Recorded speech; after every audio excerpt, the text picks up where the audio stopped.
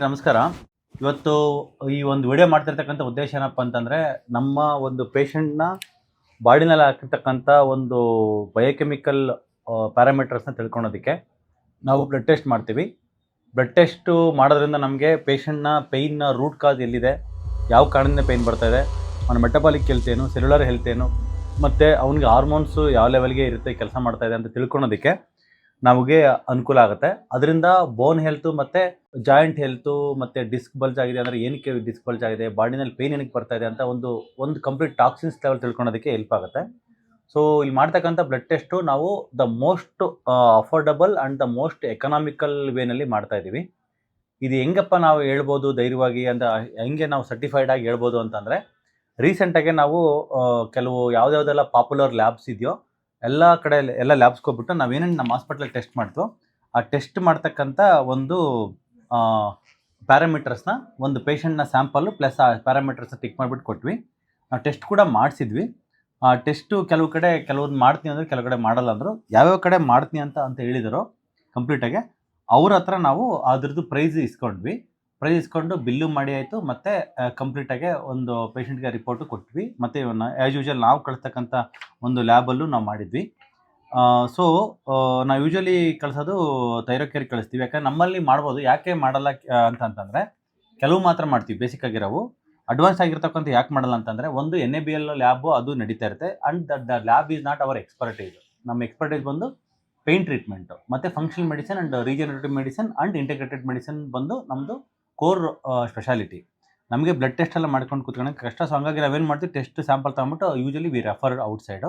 So ಆನ್ಲೈನಾಗೆ ಏನು Thyrocare lab charge ಮಾಡುತ್ತೋ ಸೇಮ್ ಚಾರ್ಜಸ್ ಆಲ್ಸೋ ಇವರು ಮೇಕಿಂಗ್. ಈವನ್ ಇನ್ಫ್ಯಾಕ್ಟ್ ಅವ್ರಿಗಿನ್ನ ಚಾರ್ಜಸ್ ಲೆಸ್ಸಲ್ಲೇ ಇದೆ. ನಮ್ಗೆ ಏನಕ್ಕೆ ಅಂದರೆ, ನಮಗೆ ಲ್ಯಾಬ್ಸ್ ಅನ್ನೋದು ನಮಗೆ ಸೆಕೆಂಡರಿ ಆಗುತ್ತೆ. ಮುಖ್ಯವಾಗಿ ನಮಗೆ ಪ್ರೈಸು ಎಫಿಷಿಯೆಂಟ್ ಆಗಿರಬೇಕು, ಕಾಸ್ಟ್ ಎಫೆಕ್ಟಿವ್ ಆಗಿರಬೇಕು. ಮತ್ತು ನಮಗೆ ಎಲ್ಲನ ಪೇಷಂಟ್ನ complete metabolic health, nutritional status and toxin status ನಮಗೆ ಗೊತ್ತಾಗಬೇಕು. ಹಂಗಾಗಿನೇ ನಾವು ಅದನ್ನ ಬ್ಲಡ್ ಟೆಸ್ಟ್ ಮಾಡ್ತೀವಿ.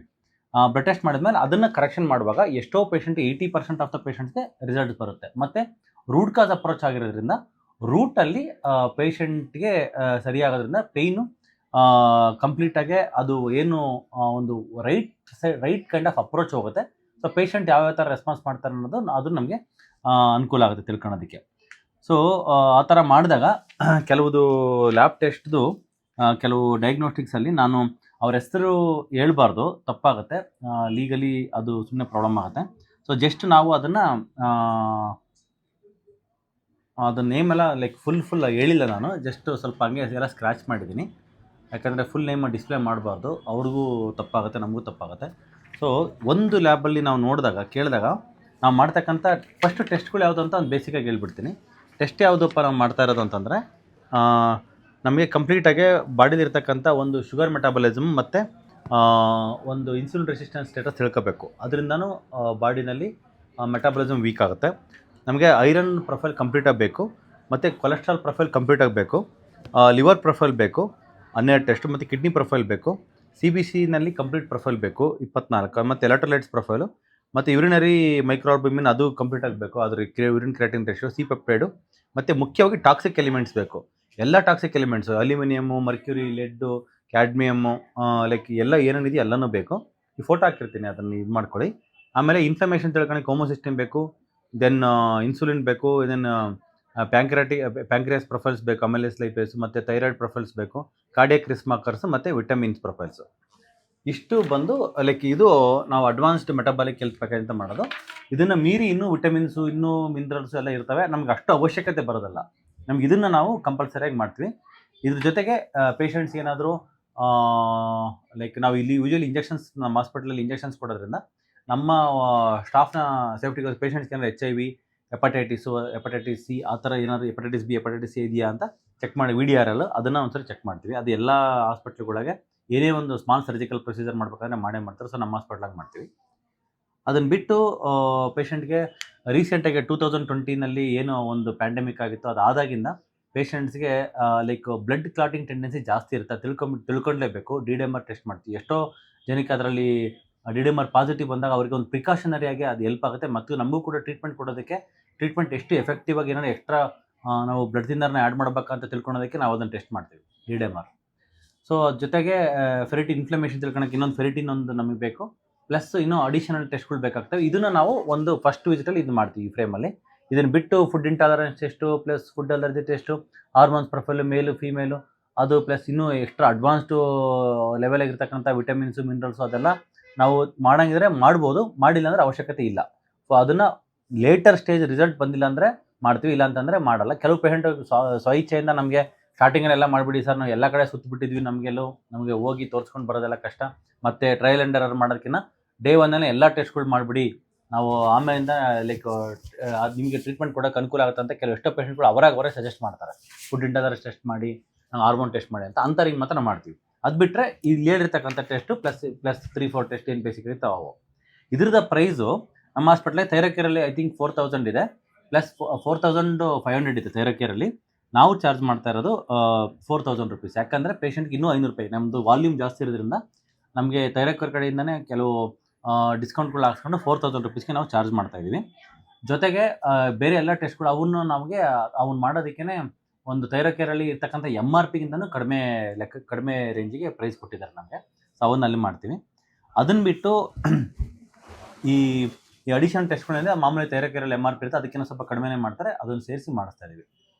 ಸೊ ನಾವು ಇದು ವಿಡಿಯೋ ಮಾಡಿರೋ ಉದ್ದೇಶ ಬಂದು ಇದು ಹೆಂಗೆ ಪ್ರೈಸ್ ಎಫೆಕ್ಟಿವ್ ನಮಗೆ ಅಂತ. ನಾವು ಇಲ್ಲಿರ್ತಕ್ಕಂಥ ಅಡ್ವಾನ್ಸ್ ಪ್ಯಾಕೇಜ್ ಟೆಸ್ಟ್ಗಳನ್ನ ನಾವು ಒಂದು ಲ್ಯಾಬಿಗೆ ತಗೊಂಡೋದಾಗ ಅವರು ಕೊಟ್ಟಿರ್ತಕ್ಕಂಥ ಪ್ರೈಸ್ ಬಂದು 55,000 ರುಪೀಸು. ಇದು ಹೆಂಗೆ ಒಂದು 5,000 to 6,000 7,000 ಮುಗಿಯುತ್ತೋ ಅಷ್ಟು ಟೆಸ್ಟ್ಗೆ ಕೊಟ್ಟಿರ್ತಕ್ಕಂಥ ಪ್ರೈಸ್ ಬಂದು 55,000. ಮತ್ತು ಇನ್ನೊಂದು ಯಾವುದೋ ಒಂದು ಡಯಾಗ್ನೋಸ್ಟಿಕ್ಸ್ ಇದೆ, ಆ ಡಯಾಗ್ನೋಸ್ಟಿಕ್ಸಲ್ಲಿ ಕೊಟ್ಟಿರ್ತಕ್ಕಂಥ ಪ್ರೈಸ್ ಬಂದು 29,177 ರುಪೀಸ್. ನಮ್ಗೆ ಕೇಳಿ ಶಾಕ್ ಆಯ್ತು, ಏನಕ್ಕೆ ಇಷ್ಟು ಅಂತ ಕೇಳಿದ್ರೆ ಇದರಲ್ಲಿ ಹೆವಿ ಮೆಟಲ್ಸ್ ಇದೆ ಸರ್, ಹೆವಿ ಮೆಟಲ್ಸ್ ಎಲ್ಲ ಒಂದೊಂದು ಹೆವಿ ಮೆಟಲ್ಗೆ 2,000 ರುಪೀಸು, 1,500 ರುಪೀಸು, 22 ಹೆವಿ ಮೆಟಲ್ಸ್ ಇದೆ ಅಂತ ಹೇಳ್ತಾರೆ. ಸೊ ನಮಗೆ ಅದು it was a confusing moment for us. But ನಮಗೆ ಟ್ರೀಟ್ಮೆಂಟ್ ಮಾಡೋಕ್ಕೆ ಇಷ್ಟು ಬೇಕೇ ಬೇಕು ಇಷ್ಟು. ಸೊ ನೆಕ್ಸ್ಟ್ ಇನ್ನೊಂದು ಲ್ಯಾಬ್ಗೆ ಹೋದಾಗ ಅಲ್ಲಿ ಹೇಳಿದ್ದು 31,782 rupees, one of the costliest ಅದು. ಇನ್ನೊಂದು ಲ್ಯಾಬ್ಗೆ ಹೋದಾಗ ಅಲ್ಲಿ ಕೇಳಿದ್ದು 37,739 ರುಪೀಸು. ಇನ್ನೊಂದು ಹೋಗ್ಬಿಟ್ರಂತ ಅದಂತೂ ಇನ್ನೂ ಹೈಯೆಸ್ಟ್ ಆಫ್ ದ ಹೈಯೆಸ್ಟು, ಒಂದು 60,000 60,000 ರುಪೀಸ್, 60,353. ಇನ್ನೊಂದು ನಮ್ಮ ಆಸ್ಪತ್ರೆ ಇರ್ತಕ್ಕಂಥ ಜಾಗದಲ್ಲಿ ಒಂದು ಲ್ಯಾಬ್ ಇದೆ, ಅದು ಇಲ್ಲೇ ಲೋಕಲಾಗೆ ಮಾಡ್ತಾರೆ. ಅದ್ರದ್ದು ಕೇಳಿದ್ರು ಕೂಡ 26,100 ರುಪೀಸು. ಇದು ನಾವು ಪಾಪ್ಯುಲರ್ ಆಗಿರ್ತಕ್ಕಂಥ ಲ್ಯಾಬ್ಗಳು ಕೇಳಿದ್ವಿ. ಇನ್ನೂ ಪಾಪ್ಯುಲರ್ ಆಗಿರೋ ಎಷ್ಟೊಂದು ಲ್ಯಾಬ್ಗಳಿದೆ, ಅದ್ರದ್ದೆಲ್ಲ ಕೇಳ್ಬಿಟ್ಟು ಇವೇ ಸ್ವಲ್ಪ ಅಫೋರ್ಡೆಬಲ್ ಅಂತ ಅಂತೀವಿ. ಇದರಲ್ಲಿ ಎಷ್ಟು ರೇಟ್ ಇದೆ ಅಂದರೆ ಅದರಲ್ಲಿ ಇನ್ನೂ ಜಾಸ್ತಿ ಹೋಗುತ್ತೆ ರೇಟು. ಯಾಕೆ ಈ ಥರ ಮಾಡ್ತಾರೆ ಅಂದರೆ ಪ್ಯಾಕೇಜ್ ಮಾಡಿನೂ ಕೂಡ ಬಿಕಾಸ್ ಆಫ್ ಅದರಲ್ಲಿ ಅವು ಹೆವಿ ಮೆಟಲ್ಸ್ಗಳಿಗೆ ತುಂಬ ಜಾಸ್ತಿ ಚಾರ್ಜಸ್ ಮಾಡ್ತಾ ಇದ್ದಾರೆ. ಸೊ ಸರ್ ಬೇರೆ ಡಾಕ್ಟರ್ಸ್ ಹತ್ರ ಹೋದರೆ ಇಷ್ಟ ಟೆಸ್ಟ್ ಮಾಡಲ್ಲ, ಸೊ ಮಾಮೂಲಿ 1,000-2,000 ಬ್ಲಡ್ ಟೆಸ್ಟ್ ಬರ್ಕೊಟ್ಬಿಟ್ಟು ಮಾಡ್ತಾರೆ ಅಂತ ಹೇಳ್ತಾರೆ.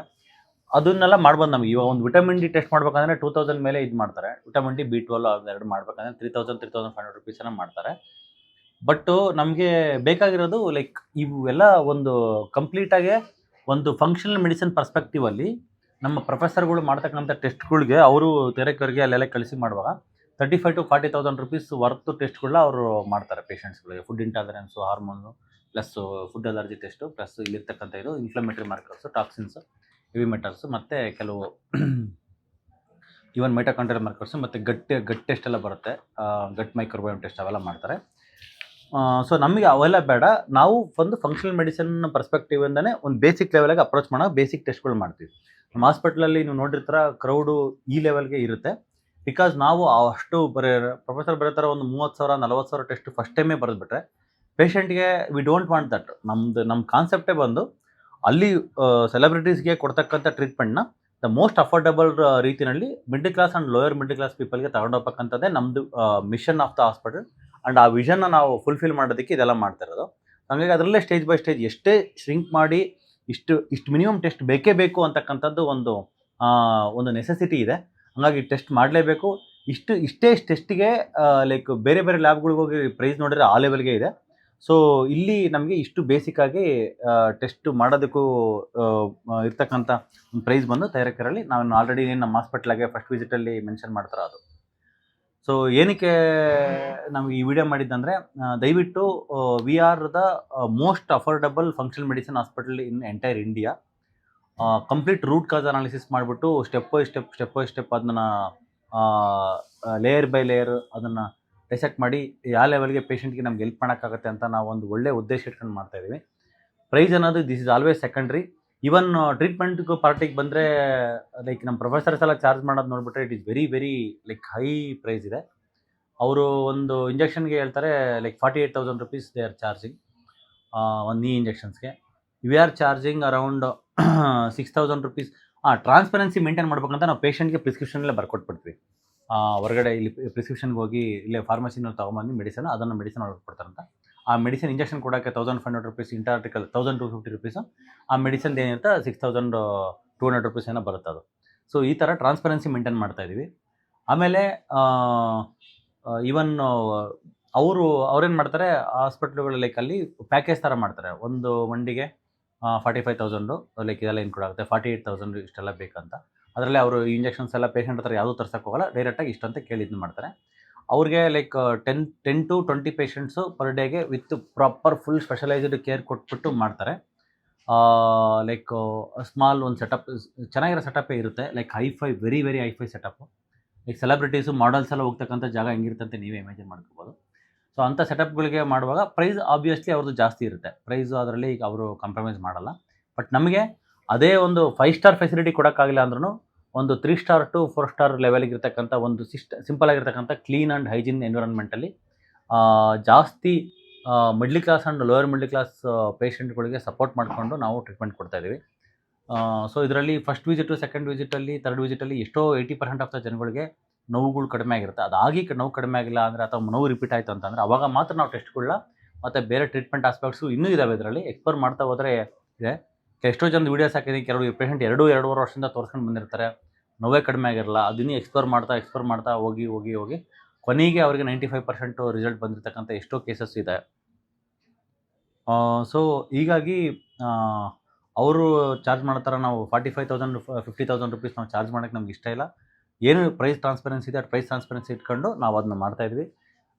ಸೊ ಇದು ಬ್ಲಡ್ ಟೆಸ್ಟಲ್ಲೂ ಕೂಡ one of the best and most affordable Thyrocare ಅನ್ನೋದು ಇವತ್ತು ಐ ಥಿಂಕ್ ಮೊನ್ನೆ ಅವರು ಲೈಕ್ ಇಂಡಿಯಾದಲ್ಲೇ ಟಾಪ್ 10 ಥೈರೋಕೇರ್ ಎನ್.ಎ.ಬಿ.ಎಲ್ ಅಕ್ರಿಡೇಟೆಡ್ ಲ್ಯಾಬ್ಸಲ್ಲಿ ಥೈರೋಕೇರ್ ಕೂಡ ಒಂದು. ನಮ್ಗೆ ಅಷ್ಟು ರಿಸಲ್ಟ್ ಸಾಕು. ಎಷ್ಟೋ ಜನ ಡಾಕ್ಟ್ರುಗಳು ರಿಸಲ್ಟ್ ನಂಬಲ್ಲ, ಅವರು ಇನ್ನೂ ದೊಡ್ಡ ಚೆನ್ನಾಗಿರೋ ಲ್ಯಾಬ್ಗಳು ಕೊಡ್ತಾರೆ. ಅಲ್ಲಿ ಎಲ್ಲ ಕೊಟ್ಬಿಟ್ರೆ ಇನ್ನೂ ಪ್ರೈಸ್ ಹೇಳಿದ್ನಲ್ಲ ಸ್ನೇಹಿತರೆ, ಇಲ್ಲೆಲ್ಲ ಹೇಳಿದ್ನಲ್ಲ ಇಷ್ಟು ಪ್ರೈಸ್ ಆಗುತ್ತೆ. ನಮ್ಗೆ ಅದನ್ನೂ ಅವಶ್ಯಕತೆ ಇಲ್ಲ. ನಮಗೆ best quality and best price ಅದನ್ನು ನಾವು ಕೊಡ್ತಕ್ಕಂಥ ಲೈಕ್ ಕೆಲವು ಲ್ಯಾಬ್ಗಳನ್ನ ನಾವು ರೆಫರ್ ಮಾಡ್ತಾಯಿದ್ವಿ. ಸೊ ಅಲ್ಲಿ ರೆಫರ್ ಮಾಡ್ಕೊಂಡು ಬಂದಿರತಕ್ಕಂಥ ರಿಸಲ್ಟ್ಗಳನ್ನ ಬೇಸಿಸಲ್ಲಿ ನಾವು ಟ್ರೀಟ್ಮೆಂಟ್ನ ನಾವು ಪ್ಲ್ಯಾನ್ ಮಾಡ್ಕೊಂಡು ಮಾಡ್ತೀವಿ. ಸೊ ಹೀಗಾಗಿ the most affordable functional medicine hospital and the most affordable and best quality ಇರ್ತಕ್ಕಂಥ ಲೈಕ್ ಅಂದರೆ ಒಂದು ರೂಟ್ ಕಾಸ್ ಅಪ್ರೋಚ್ನ ಮಾಡ್ತಕ್ಕಂಥ ಒಂದು ಮನಸ್ಥಿತಿ ಬೇಕು. ಅದಕ್ಕೆ ಬೇಕಾಗಿರ್ತಕ್ಕಂಥ ಒಂದು ಪ್ರಯತ್ನ ಪಡ್ತಾಯಿದ್ವಿ. ದಯವಿಟ್ಟು ನಿಮ್ಮ ಸಹಕಾರ ಹಿಂಗೆ ಇರಲಿ. ಯಾರು ಕೂಡ ಪ್ರೈಸು ಹಾಗೆ ಹೀಗೆ ಅಂತ ಅಂದ್ಕೊಂಡು ಇದು ಮಾಡೋಕ್ಕೆ ಹೋಗ್ಬೇಡಿ. ಹೇಳಿದ್ದು ಕಂಪೇರ್ ಮಾಡಿಸೋ ಅವಶ್ಯಕತೆ ನನ್ನ ಉದ್ದೇಶ ಇದ್ದಿದ್ದು ಇದೇನೆ. ಸೊ ಒನ್ ಆಫ್ ದ ನಾವು ಏನು ಫೋಕಸ್ ಮಾಡಿದ್ವು ಪೇಷಂಟ್ಸ್ಗೆ, ಆ ಒಂದು ನಮ್ಮ ಮಿಷನ್ ಏನಿದೆ ಆ ಮಿಷನ್ನ ಕ್ಯಾರಿ ಮಾಡೋದಕ್ಕೆ ಇನ್ನೂ 4-6 ಜನಕ್ಕೆ ಈ ಮಿಷನ್ನ ತಗೊಂಡು ಹೋಗೋದಕ್ಕೆ ನಮಗೆ ನಿಮ್ಮ ಒಂದು ಸಪೋರ್ಟು ಮತ್ತು ಕಂಪ್ಲೀಟ್ ಆಗಿರ್ತಕ್ಕಂಥ ಒಂದು ಆಶೀರ್ವಾದ ಬೇಕು. ಯಾರೂ ಪ್ರೈಸ್ ರೀತಿಯಲ್ಲಿ ಇದನ್ನ ಮಾಡ್ಕೊಬಿಡ್ಕೋಬೇಡಿ. ಮತ್ತು ಇನ್ನೊಂದು ಏನಂದರೆ ನಾವು ಈ ಟೆಸ್ಟ್ಗಳನ್ನೆಲ್ಲನೂ ಕೂಡ ಅಲ್ಲೇ ನಮ್ಮ ಪ್ರಿಸ್ಕ್ರಿಪ್ಷನ್ದಲ್ಲೇ ಬರೆದ್ಬಿಡ್ತಾ ಇದ್ದೀವಿ. ಬಟ್ ಅವ್ರು ಕೆಲವ್ರು ಲ್ಯಾಬ್ನವ್ರು ಏನು ಮಾಡ್ತಾರೆ, ಇದರಲ್ಲಿ ಯಾವ್ದು ಅವ್ರ ಲ್ಯಾಬಲ್ಲಿ ಮಾಡ್ತಾರೋ ಅವ್ನು ಮಾತ್ರ ಮಾಡ್ತಾರೆ. ಕೆಲವು ಅಂದರೆ ಯಾವ್ದು ಪಾಪ್ಯುಲರ್ ಇರ್ತಾವೆ HbA1c ಅವು ಇವು ಬೇಸಿಕ್ ಇರೋ ಮಾಡಿಬಿಟ್ಟು ಮತ್ತು HIV HPC ಅವು 1-2-3 ಮಾಡಿಬಿಟ್ಟು 5,000 ಆ ಥರ ಇಸ್ಕೊಂತಾರೆ. ಹೆವಿ ಮೆಟಲ್ಸು ಮತ್ತು ಇನ್ನೂ ಬೇರೆ ಇನ್ಸುಲಿನ್ನು HSCRP ಎಲ್ಲ ಏನೂ ಮಾಡಿರೋದಿಲ್ಲ, ಮುಟ್ಟಿರೋದಿಲ್ಲ. ಅವನ್ನೆಲ್ಲ ಮಾಡಿಬಿಟ್ರೆ 15,000 20,000 ಆಗುತ್ತೆ ಅಂತ ಅವ್ರಿಗೆ ಗೊತ್ತು. ಆ ಪೇಷಂಟ್ ಅಲ್ಲಿ ಕೇಳ್ಕೊಂಡು ವಾಪಸ್ ಹೋಗ್ಬಿಡ್ತಾರಂತ. ಅವ್ರೇನು ಮಾಡ್ತಾರೆ, ಯಾವ್ಯಾವ ಇಂಪಾರ್ಟೆಂಟ್ ಅಲ್ಲ, ಲೈಕ್ ಯಾವ್ಯಾವ ಅಲ್ಲಿ ಮಾಡೋ ಪಾಪ್ಯುಲರ್ ಇರ್ತಾ ಅವ್ನು ಮಾತ್ರ ಮಾಡ್ತಾರೆ. ಮಾಡಿಬಿಟ್ಟು 5,000 ಅಂತಾರೆ.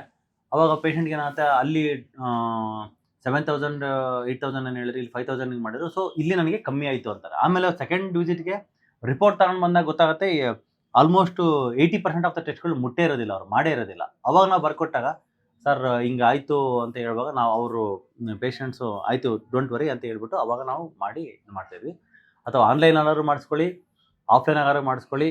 ನೀವು ಹೊರಗಡೆ ಯಾರು ಮಾಡಿಸ್ಕೊಳ್ಳಿ, ಎಲ್ಲರೂ ಮಾಡಿಸ್ಕೊಳ್ಳಿ, but we can watch for that. ಇಲ್ಲಿರ್ತಕ್ಕಂಥ ಎಲ್ಲ ಟೆಸ್ಟ್ಗಳು ಯಾವ ಲ್ಯಾಬಲ್ಲಿ ಕೊಟ್ಟರು ಕೂಡ ನಮ್ಮ ಡಾಕ್ಟರ್ ಹೀಲ್ ಹಾಸ್ಪಿಟ್ಲ್ಗಳಲ್ಲಿ ಹೇಳಿರ್ತಕ್ಕಂಥ ಪ್ರೈಸು ಯಾವತ್ತೂ ಕೂಡ ಕಮ್ಮಿನೇ. ಹಂಗಾಗಿನೇ ಜನ ನಮ್ಮನ್ನು ನಂಬಿರೋದು, ಹಂಗಾಗಿನೇ ನಾವು ಈ ಟಿಲ್ ಡೇಟ್ 75,000 ಜನಗಳಿಗೆ ನಾವು ಟ್ರೀಟ್ಮೆಂಟ್ ಕೊಟ್ಟಿರೋದು. ಮೋರ್ ದ್ಯಾನ್ 25,000 ನೀ ಇಂಜೆಕ್ಷನ್ಸ್ ಮಾಡಿದ್ವಿ ಇಲ್ಲಿವರೆಗೂ. ಮೋರ್ ದೆನ್ ಅಂದರೆ 25,000 ನೀ ಕೇಸಸ್ ನೋಡಿದ್ವಿ. ಮತ್ತು ಇನ್ನು ಉಳಿದಿರೋದು RA ಕೇಸು ಮತ್ತು ಎಷ್ಟೊಂದು ಇದು 45 to 50 doctors, then 250 employees. Like we are making it in a, ನಮಗೆ we are playing on a very sustainable thin margin, so that patients will also get benefited out of our treatment. That is our common goal and that is our the most important goal ಅಂತ ಹೇಳ್ತಾ ಈ ಮಾತನ್ನು ಮುಗಿಸ್ತೇನೆ ಸ್ನೇಹಿತರೆ. ದಯವಿಟ್ಟು ಈ ವಿಡಿಯೋನ ಆದಷ್ಟು ಜನಕ್ಕೆ ಶೇರ್ ಮಾಡಿ. ಯಾಕೆ ನಮ್ಮ ಹಾಸ್ಪಿಟ್ಲಲ್ಲಿ ಬರ್ತಕ್ಕಂಥ ಎಲ್ಲರಿಗೂ ಕೂಡ ಈ ವಿಡಿಯೋ ಅನುಕೂಲ ಆಗುತ್ತೆ ಅಂತ